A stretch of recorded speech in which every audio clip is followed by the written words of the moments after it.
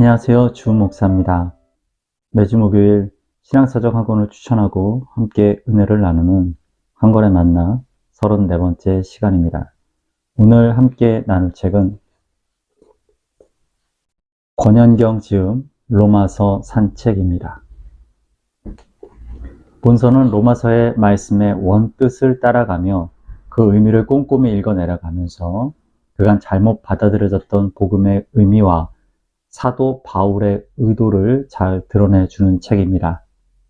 저자인 권현경 목사님은 안양대학교 신약학 교수로 재직하시며 기독교연구원 느헤미야와 바른교회 아카데미 연구위원으로서 바른 성경 읽기와 해석에 대해 가르쳐 오고 계십니다. 특히 성경 통독, 암송, 큐티에 대해 강조를 하면서도 성경을 어떻게 읽어야 하는가는 가르치지 않았던 한국교회 자기 마음대로 해석하고 은혜를 받기에 대한 위험을 지적하고 계십니다. 목차를 살펴보겠습니다. 1. 바울과 로마교회 2. 안경 고쳐쓰기 3. 복음 하나님의 능력 4. 하나님의 진노 이야기 5. 계급장 떼고 시작하기 6. 율법의 행위들은 왜 가짜 해답일까 7. 믿음이 의로움의 해답인 까닭은 무엇인가 8. 칭의와 구원 그리고 하나님의 사랑 9. 죄의 다스림에서 은총의 다스림으로 10. 영생을 향한 거룩한 삶의 여정 11. 참을 수 없는 율법의 연약함 12. 언약을 회복하는 성령의 약속 13. 육신을 따르는 삶과 성령을 따르는 삶 14. 소망의 근거 하나님의 사랑 15. 하나님의 선택은 유효한가 16. 구원의 믿음 그리고 이스라엘의 불신앙 17. 이스라엘 이방인 그리고 하나님의 비밀 18. 새로운 마음 변화된 삶. 책 속으로 들어가 보겠습니다. 왜 유독 로마서일까? 데살로니가 전서를 읽고 인생이 뒤바뀌었다는 사람은 거의 없는데 로마서는 그런 이야기들이 끝이 없다. 여러 가지 추측이 가능할 것이다. 하지만 그 위력의 첫 번째 원인으로는 아무래도 로마서가 복음을 가장 차근차근 설명하고 있다는 사실을 들어야 할 것이다. 본래 바울의 편지들은 체계적 전도 편지가 아니라 상황적 목회서신, 곧 목회자 바울이 교회 내의 여러 문제들을 다루기 위해 쓴 편지들이다. 이런 상황적 서신들과는 달리 로마서에는 차분한 어조로 복음의 속내가 조목조목 설명되어 있다. 바울이 로마의 성도들에게 편지를 보낸 목적은 한마디로 하나님께서 내게 주신 은혜 때문이다. 바울의 어법에서 하나님께서 내게 주신 은혜는 자신의 사도 직분을 가리키는 바울 특유의 표현이다. 그러므로 바울이 로마의 성도들에게 편지를 보내는 것은 무엇보다도 자신의 사도적 사역 수행의 일환이었다. 1차적으로는 로마 교회의 상황이나 필요 때문이 아니라 바울 자신이 사도로서의 사역을 수행하는 데 필요해서 로마서를 기록하게 되었다는 것이다. 저자는 바울 사도가 로마서를 쓴 목적이 사도직 수행이라는 필요 때문이었음을, 그리고 로마 교회를 방문하고 스페인까지 이르는 선교 계획을 이루기 위함이었음을 말하고 있습니다. 그것을 통해서 로마 교회를 동역자로 세우기 위한 편지였다라는 것을 강조합니다. 우리가 성경을 읽을 때 놓치지 말아야 하는 것이 본문의 원 독자가 누구인가에 대한 부분이기 때문입니다.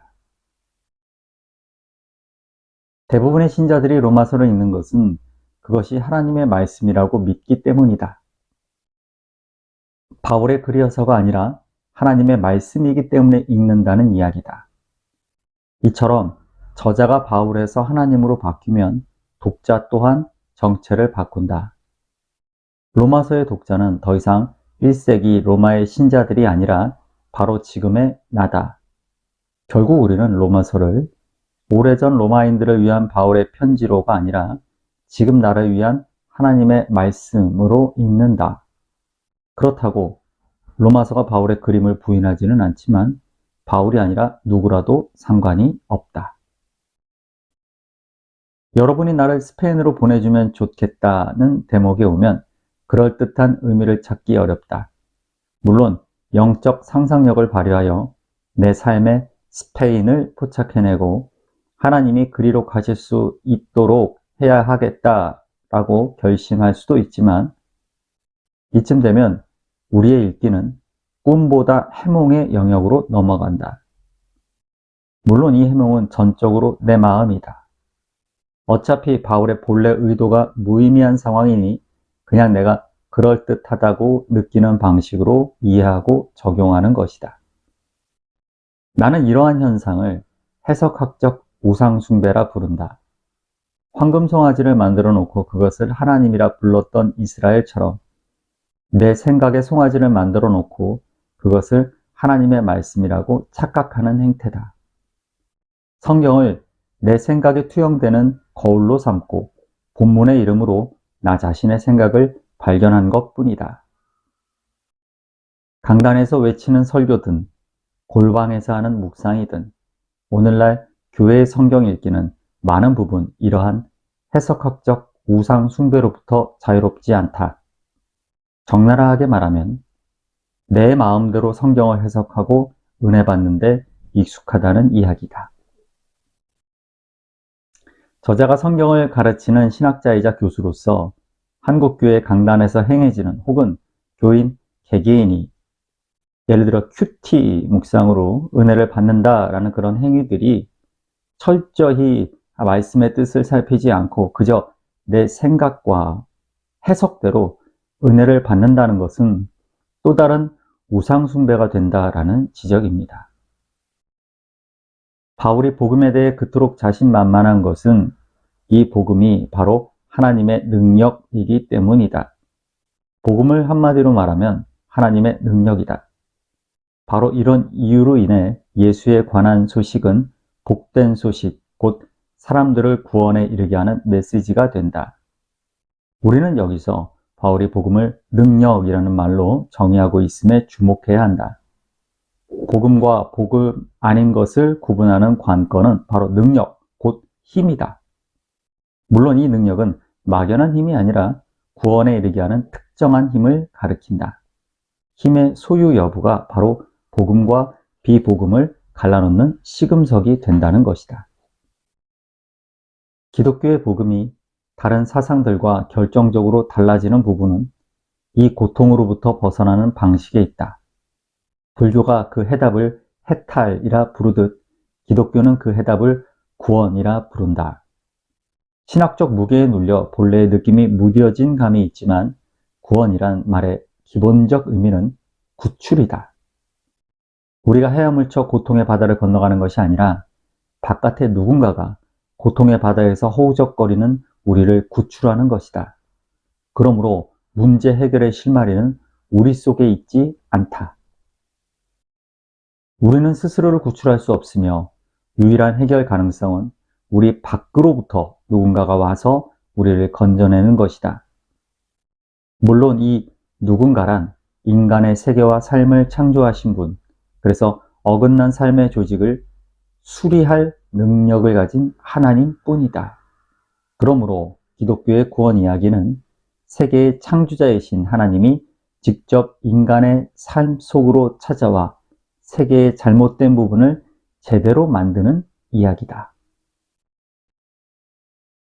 구원의 소망이 넘쳤던 유대인들을 진노의 대상으로 뒤집은 바울은 율법이 없어 진노의 대상이라 무시당했던 이방인을 구원의 대상으로 제시함으로써 더욱 날카로운 논증의 날을 겨눈다.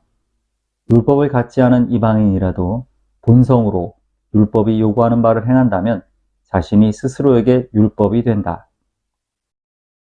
그러므로 이들은 비록 글로된 율법은 없지만 오히려 그들의 마음에 율법의 요구사항들이 새겨져 있음을 드러낸다. 사람들의 양심이 바로 그 내면적 율법의 기능을 수행하면서 그들의 생각을 고발하기도 하고 변화하기도 한다. 이로써 바울은 율법 소유라는 배타적 특권에 과도한 희망을 걸었던 유대인의 허위의식에 치명타를 날린다. 2장의 말미에서는 할례를 화두로 삼으며 같은 논법이 등장한다. 할례자가 율법을 어기면 할례가 무의미한 것처럼 무할례자라도 율법의 규정들을 잘 지키면 할례자로 인정받는 것이 마땅하다. 물론 이는 마지막 심판이라고 해서 달라질 이유가 없다. 이방인일지라도 할례를 받지 않고도 율법을 잘 지키는 사람이라면 율법을 갖고서도 지키지 않는 유대인을 심판하게 될 것이다. 저자는 복음과 구원이라는 익히 너무 잘 알고 있는 단어들, 그래서 이제는 감흥 없이 그저 종교적이고 도식화되어 버린 이야기가 사실은 얼마나 중요하고 그 능력을 회복해야 될 문제인지 우리에게 다시 한번 깨닫게 해 줍니다. 우리는 믿음과 은혜에 열광한다. 하지만 믿음과 은총에 대한 우리의 열정은 정말 열광 수준에서 멈추는 것 같다. 황소가 붉은 깃발에 흥분하듯 우리는 믿음과 은총이라는 말에 흥분하지만 그 말에 대한 진지한 관심은 흔치 않다. 자연스러운 현상이다. 우리가 믿음과 은총으로부터 필요로 하는 것이 그리 복잡한 것이 아닌 탓이다. 많은 신자들에게 있어 오직 믿음의 반가움은 그것이 구원과 내 삶을 분리한다는 사실에 있다. 오직 은혜 역시 마찬가지다. 그래서 오직 은혜 이건, 오직 믿음 이건, 실제 의미는 똑같다. 곧 행위 없이이다. 율법의 행위는 가짜 해답이다. 그것으로는 성령을 받을 수 없기 때문이다. 하지만 믿음은 정의의 해답이 된다. 우리가 믿음으로 성령을 받기 때문이다. 율법의 행위가 우리를 의롭게 하지 못하는 것은 그 속에 무슨 교리적 동물이 있어서가 아니다. 할례나 무할례는 그 자체로는 아무 의미가 없다. 문제는 이들이 성령의 통로가 아니라는 데 있다. 하나님은 오직 믿음으로만 성령을 주신다. 바로 여기에 율법의 행위 혹은 모든 가짜 해답들과 믿음의 차별성이 있다. 그래서 바울은 거듭 믿음을 성령의 통로로 반복하여 제시한다. 본서는 우리로 하여금 다시 말씀의 본질로 돌아가야 하고 그 말씀의 무거움을 회복해야 한다고 권면합니다. 꼭 한번 읽어보시고 생생한 말씀의 능력을 느껴보시기를 소망하면서 마지막으로 저자의 권면을 나누며 한 권에 만나 34번째 시간을 마치겠습니다. 우리는 우리 마음대로 살 수 있는 존재가 아니다. 바울은 우리가 빚진 자라고 말한다. 우리가 가진 새 생명은 우리 노력의 결과가 아니라 초월적 은총의 산물이다. 이 은총에는 하나님의 아들의 희생이라는 엄청난 대가가 소요되었다. 말하자면 우리는 값을 주고 사신받은 존재들, 그래서 마음대로 살아갈 수 없는 하나님의 노예들이다. 우리는 우리 마음대로 죽거나 살거나 할 권리가 없다.